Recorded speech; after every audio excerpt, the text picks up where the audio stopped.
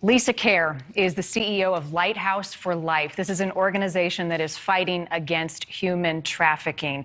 It is a major, major problem, as you have seen, and a lot of cases don't end like Haley's. There are so many families out there who are desperate for answers and desperate for help. So, Lisa, thank you for being here to talk to us about this. Thank you for having me. And let me just say that Lighthouse for Life is celebrating with Haley and her family. We don't see this too often. Tell us about what you are seeing with human trafficking cases and our youth.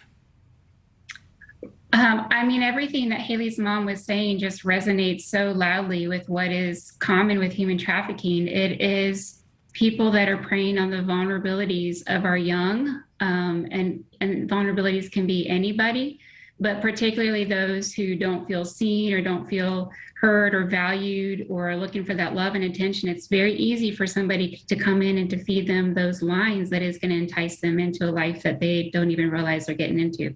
Lisa, Haley is still protecting the man who was keeping her. Is that common?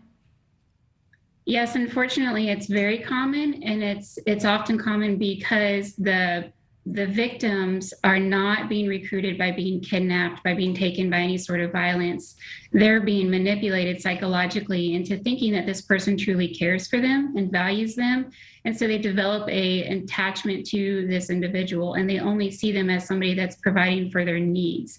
And then when it does start to get a little bit ugly, it's very quick for somebody who's attached emotionally to overlook those types of faults or flaws because they think, well, they love me, or it's just temporary, or the trafficker will feed them lines of things like, hey, it's just for a little while, or, it's only so that we can get the money to live the life that we want. And so they give them a hook of hope to lean into and a promise that they still are the person that the victim fell in love with initially.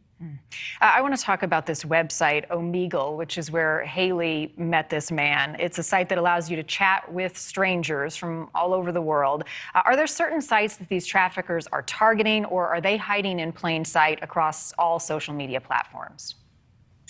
I would say that they're really anywhere and everywhere. Social media is sort of like an open door to your house, and even an open door to a child's bedroom or bathroom to access somebody at their most vulnerable state. It's a quick and easy way for anybody to engage in a social relationship with somebody they don't know, but that feels good because they're getting that emotional need met in a place of, quote, safety and security.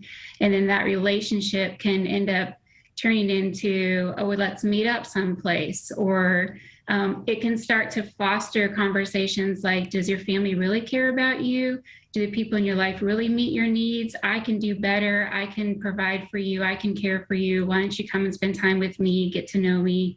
So it's anywhere that a trafficker can access somebody, they will. And social media, all social media is an easy way to do that. Some are going to be easier than others because, like on Omegle, you can do it anonymously. There's other ways to hide. You have some programs like Snapchat where the conversations disappear, so it's easier to guard against parents' watchful eyes. So you may have some favorites out there, but I would say any social media is an avenue for traffickers. So how do you suggest parents or caregivers intervene? What signs should we be looking for? Well, I think the most important thing is for parents to recognize that everybody has a vulnerability, and it's easy for us to even have the best intentions and not be there for those that we love.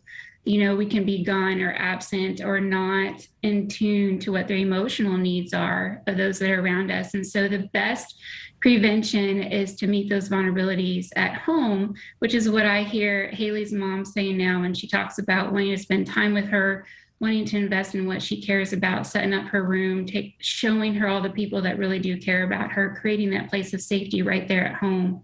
That's going to be your best prevention.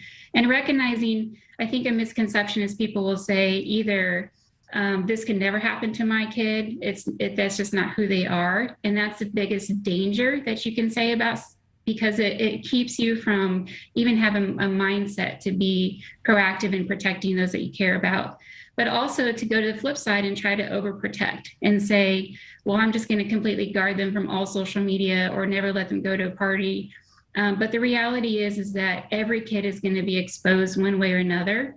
and you cannot completely protect them or shelter them from everything that's out there. So really, I would say the best thing to do is to meet them in the world that they live and to show them that they are seen and known and valued and loved and cared for before the wrong person entices them. Show them love, show them that they have a support system, and build that trust. Before I let you go, you have a 24-hour hotline, National Human Trafficking Hotline. What else are you and your team doing to fight this problem? Yeah, so the National Human Trafficking Hotline, 1-888-373-7888, is definitely something everybody should know. It's not unique to Lighthouse for Life, but it's what we promote.